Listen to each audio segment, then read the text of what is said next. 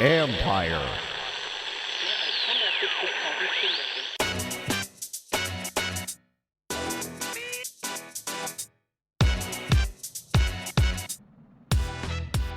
We're taking a dive into year 2 for Kyler Murray. What's up, everybody? It's Mike Jones. Thanks for coming back for another episode of the Football Jones podcast. You can read me at usatoday.com. Follow me on Twitter and Instagram at @ByMikeJones.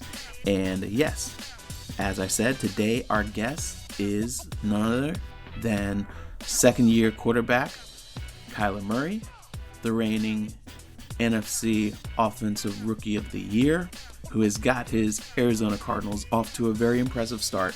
They are 5-2. They're coming off of a huge win over the Seattle Seahawks.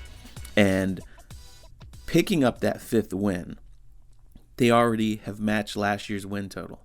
They were 5-10 last year. First year with Kyler Murray, first year under Cliff Kingsbury, getting pieces in place. This year, we have seen growth out of the entire roster, but serving as the catalyst is Kyler Murray. I don't know about you guys if you realize just the significance of that victory on Sunday. Twice they were trailing by double digits and he led them back, and he closes out the game with a strong fourth quarter and then leads them to the win in overtime. And that's just not supposed to happen because of who he was playing against. He was playing against Russell Wilson. Russell Wilson, who since entering the NFL in 2012 leads the league with 21 fourth quarter comebacks and 27 game-winning drives. He is the best in the league in the fourth quarter, Mr. Clutch. Well, we saw Kyler Murray not flinch, and Wilson struggled a little bit through 3 interceptions in that game, one of them being in overtime. Kyler Murray was able to overcome some early struggles and just get better as the game went on. And in overtime, he told his coach, "Don't be conservative again. I've got you." And Cliff Kingsbury put together a really aggressive game-closing attack because of the confidence he had in his young quarterback. And look, these kids are coming out of college more and more NFL ready, at least the special ones. Guys like Patrick Mahomes, Lamar Jackson, Kyler Murray. And here we saw Mahomes in his second year as a starter, Super Bowl. His first year as a starter, which was his second year in the league, MVP. Lamar Jackson, second year as a starter, MVP. Could Kyler Murray be next? We will see. But what we see out of this kid, he's got a better feel for the game. He's got a better understanding of what is expected of him and what he has to do as a NFL quarterback and as the face of the team. I asked around, just trying to get a gauge for where the growth is, because I know what I see, but I'm not going to pretend to know everything there is about football, and I like hearing and seeing through the eyes of the guys who played. So I asked Trent Dilfer, who works with a lot of young quarterbacks and is a fantastic analyst, former Super Bowl winning quarterback. He said this. When I asked him, I said, what has stood out about the growth you've seen in him so far? He said, 1, he knows this offense like a coach. He owns this offense like a coach on the field. 2, taking the cheese when it's there. The cheese meaning the easy stuff. 3, because he takes that easy stuff when it's there, he doesn't get rushed as hard because the defense is like they're unsure of what to do and they don't want to go after him and then, him burn them with an amazing run. He said, and 4, his arm talent is way underrated. Big boy throws when needed. So this kid may only be 5'10", and he may be, they say he's just over 200. I'm not sure that he actually is, but he is not a big guy, but he's got the gifts, he's got the goods, and it's not just physical, it's mental. And that mental fortitude that he has, just the confidence that comes through, is really what fuels him. And so you're going to hear right here him talking about what that win meant, his expectations for the season, how he deals with pressure, and what he expects going forward. So without any more delay, let's get to my conversation with Kyler Murray. And I should note that this interview was made possible by BodyArmor Sports Drink, who he just signed with, and we talk about that as well. But with some connections, was able to get this interview with him because they were doing some promotions and he just signed with them. So here we are, the newest ambassador of BodyArmor and Arizona Cardinals quarterback Kyler Murray. Introducing the new Verizon Business Unlimited plans. Now you can pick a plan for as low as $30 a month per line with AutoPay. Get 5G nationwide, plus massive data capacity, plus spam blocking features. And with Verizon Business Unlimited, you can mix and match the right plans for your business so you get more of what you need and none of what you don't. From Verizon, the network businesses rely on. 5G nationwide, available in 1,800 plus cities on most VZ 5G devices. Monthly per line pricing with 5 plus lines on Biz Unlimited Start. Device payment, smartphone purchase. AutoPay and paper-free billing required. Terms apply. Hey, Kyler, how you doing? I'm good. How are you? I'm good. Thanks for doing this. I want to ask you, first off, that is a huge win you're coming off of. What did that do for your confidence, for your team? Going toe-to-toe with Russell Wilson, a guy that you're compared to, a guy you respect. Just what did that win do for you? My deal, I want to be, I want to be the best to ever play the game. And I try to bring that same energy to my team, lay it all on the line for them. I think they felt that Sunday night, but playing Russell and the Seahawks, them being undefeated, to be the best, you got to beat the best. You got to make plays. Started off rocky for us, but we found a way to come back, get the victory. A lot of adversity that Sunday night, but it was a hard-fought win, a great win, and it's a huge confidence booster for us. Trying to take that next step and becoming one of those teams to make a push for obviously what we want to do in the end is everybody wants to win a Super Bowl. So and you didn't just get the job done; you set career numbers as you did that. That had to feel pretty good. Yeah, every time I touch the field, I've said it many times, I feel like I'm the most impactful guy on the field and the best player on the field at all times, no matter the size. That's just how I've always felt. That's the confidence that I play with. But, it doesn't just start on the field. Obviously, there's a lot of preparation, a lot of work that's been put into, my game. And a lot of people have helped me get to this point. But yeah, so it's a great feeling to be on the winning side of those type of games. Yeah. Can you tell me real quick, everybody's talking about the play, your pass where looked like you were laughing just before you unleashed that throw to DeAndre Hopkins. Take me through that. Yeah, no, it's like I said, it was a hard count play. We're trying to get them to jump offside, that they didn't. We had a guy screaming on the sideline, got everybody off track. They weren't really ready for the snap. And then once it was hiked, our guys take off. And I gave Hop a chance. He made a great play. Does what he did. And I don't know about the smiling. I didn't really. I couldn't tell you what I was thinking, what I was doing in the middle of throwing the ball, but it happened. I said it. It's pretty funny. You didn't even have your fingers on the laces. No, I mean, playing quarterback. Anybody, any quarterback can tell you never. They're not in too many perfect situations when you're back there behind the line. It's a quick get out, and I didn't really get the chance to get the laces, but we practiced that. I practiced that many times since I was a kid. So. Gotcha.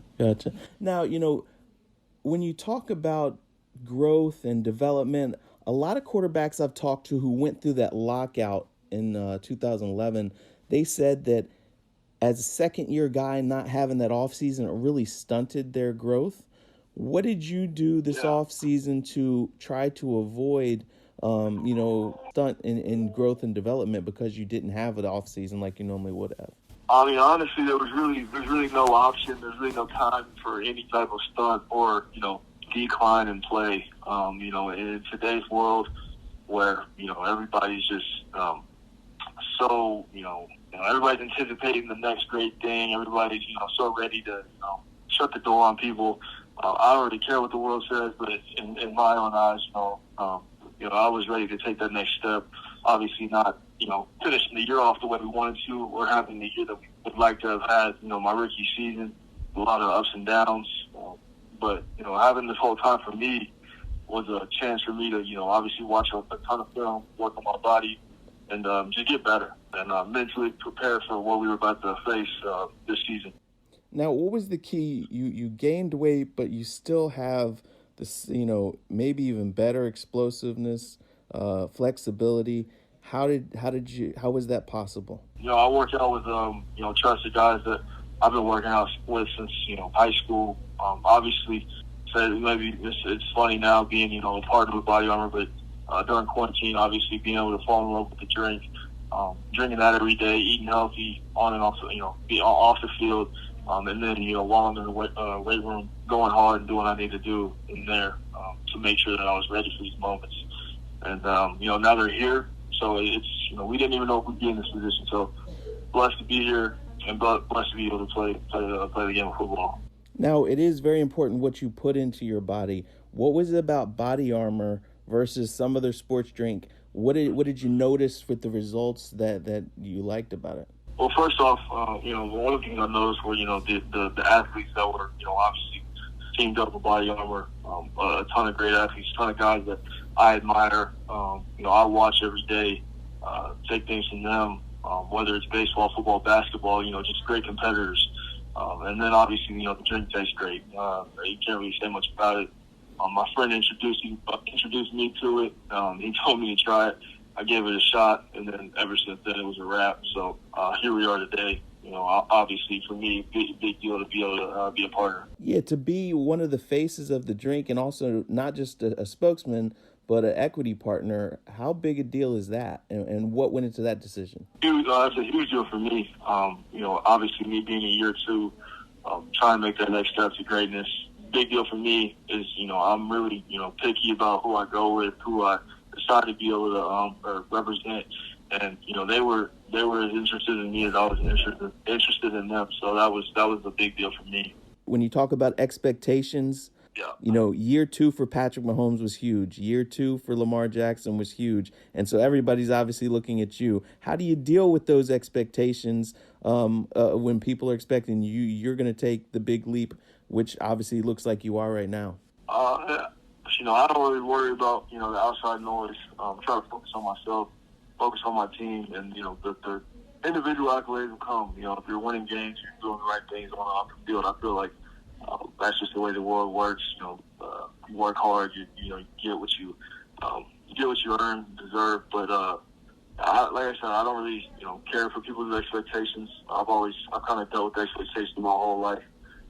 Being, blessed to be able to play the games that I played, my whole life, football and baseball, at a high level. That's just what comes with it. And, it's like I said, I don't really care for people's expectations. I just try to go out there and play my game and, let it go on the field.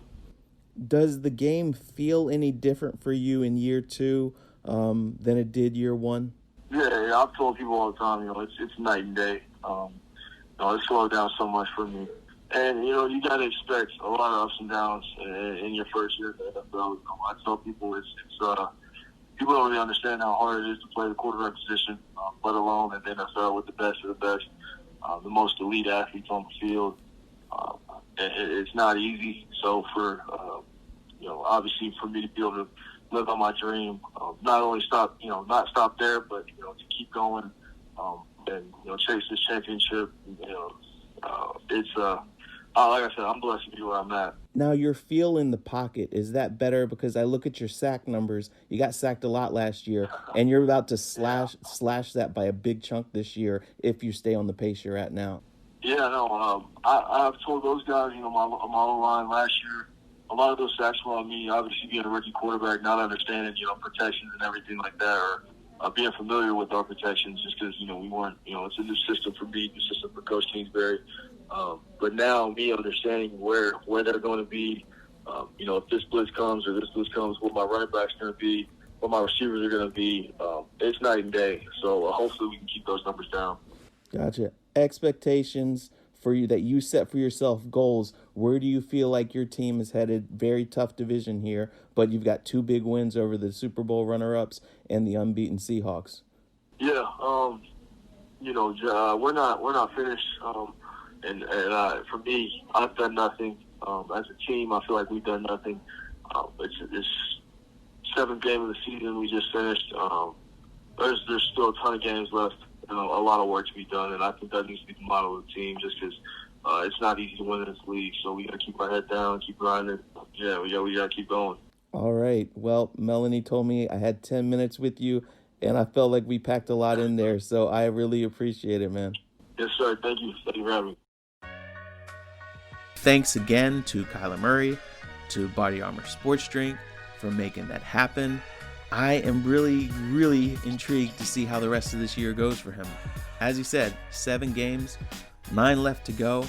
It is a long season. It's hard to win in this league. But when you look at their division, he's already got a win over the 49ers. And that was in week 1 before all their injuries really started popping up. They had some in that game. But to win there in San Francisco was huge. Hit a little bit of a falter, losing to Detroit.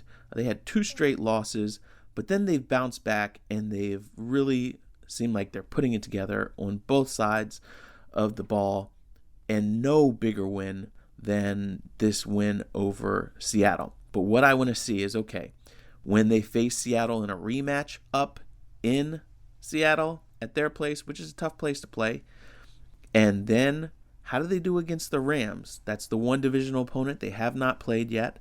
So they have 2 games against the Rams, another one against the 49ers, and another one against the Seahawks the rest of the season. This is the best division in football, with the Seahawks leading the way with their record. Now they are 5-1. Then you've got the Rams, and then you've got Arizona, and the 49ers are coming on.